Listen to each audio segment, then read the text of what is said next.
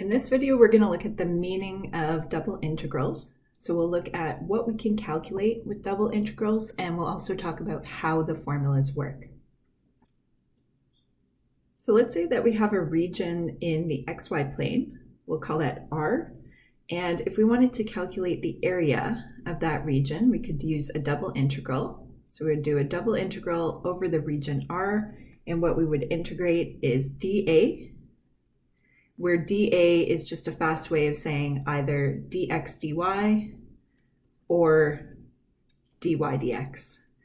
And we'll talk a bit more in our next video about how we would choose the order dx dy or dy dx, but for now we'll just let dA represent one of those two quantities.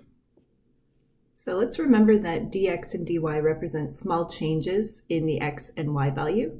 So if we think geometrically about what dx dy is, it is the area of a little square in the xy plane. So I'll just fill that in, and we can zoom in on this red square here. So if we zoom in on that, dx, small change in the x value, dy, small change in the y value. So if you multiply those together, you get the area of this little square or rectangle, you could say. Let's call it a rectangle. All right, so an integral is an infinite sum over a certain set of values. If we do a double integral over the region R, then we are doing an infinite sum, and what we're summing up, the areas of these little rectangles. So if you imagine let's say essentially dividing this area into these little tiny rectangles, summing up the area of those rectangles over your entire region, what that would produce is the area of the region R. Now suppose we're in three-dimensional space, and let's say we've got some surface z equal f, which is, let's say, sitting above the xy plane like that. So there's our surface. And let's say that we've got some region R in the xy plane that we're interested in. So let's say that's our region R there.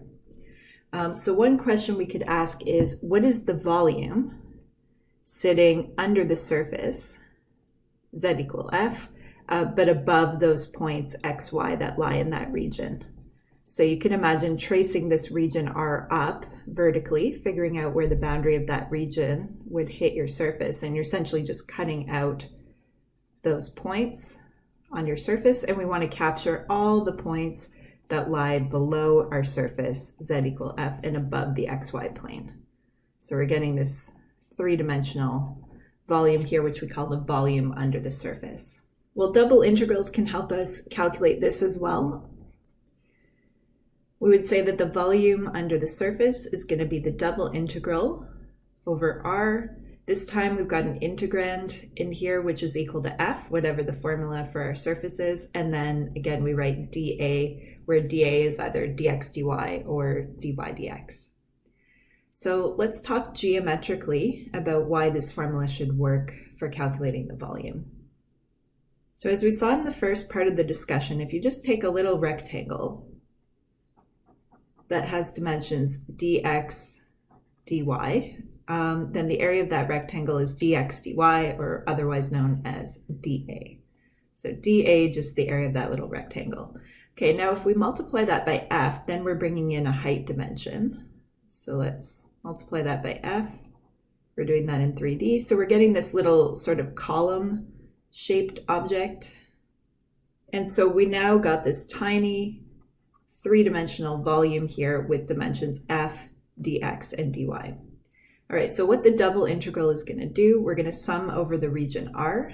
So if you imagine summing up the volumes of those sorts of columns, then what you would produce is the total volume under your surface. So that's how that formula works.